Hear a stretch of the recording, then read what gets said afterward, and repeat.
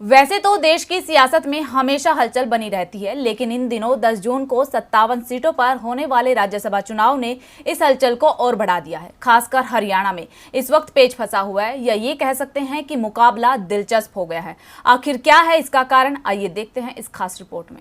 10 जून को राज्यसभा चुनावों के लिए वोटिंग होनी है। कुल 15 राज्यों की 57 सीटों पर ये चुनाव होना था, जिनमें से 46 सीटों पर निर्विरोध चुनाव हो चुका है और अब 11 सीटों पर वोटिंग होनी है। इनमें से हरियाणा भी एक राज्य है, लेकिन यहाँ मुकाबला पेचीदा हो गया है। ऐसा इसलिए क्योंकि यहाँ 2 सीटों के लिए 3 उम्मीदवार मैदान में हैं। ऐसे में चुनावों में क्रॉस वोटिंग से लेकर खरीद फरोख्त की संभावनाएं बढ़ गई हैं।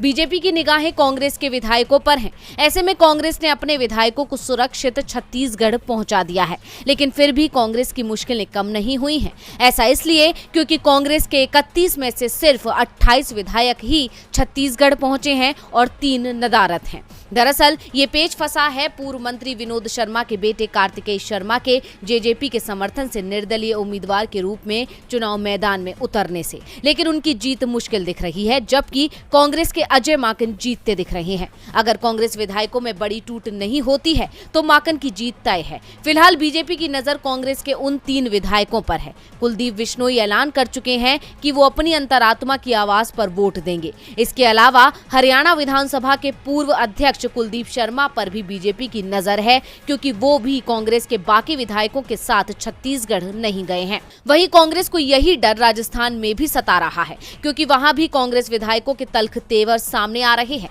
2 और कांग्रेसी विधायकों की सरकार और पार्टी से नाराजगी सामने आई है। मंत्री राजेंद्र गुढ़ा और विधायक बाजिब अली के बाद अब विधायक गिरिराज सिंह मलिंगा और खिलाड़ी लाल वैरवा ने तल्ख तेवर दिखाए हैं। राज्यसभा चुनाव को लेकर चल रही जोड़ तोड़ के बीच राजस्थान में कांग्रेस के कम से कम 6 विधायकों के बागी तेवर से सरकार परेशान है। दावा है कि कांग्रेस और अधिकांश समर्थक निर्दलीय विधायक बाड़ाबंदी में उदयपुर भेजे गए हैं, लेकिन कांग्रेस के कुल 99 विधायकों में से अब तक 45 ही उदयपुर पहुंचे हैं और बीजेपी इन्हीं विधायकों पर नजर गड़ाए बैठी है, जिससे कांग्रेस मुश्किल में है। यानी मुकाबला दिलचस्प है, लेकिन जीत किसे मिलेगी और किसके पक्ष में हार आएगी, ये 10 जून की रात तक ही साफ हो पाएगा।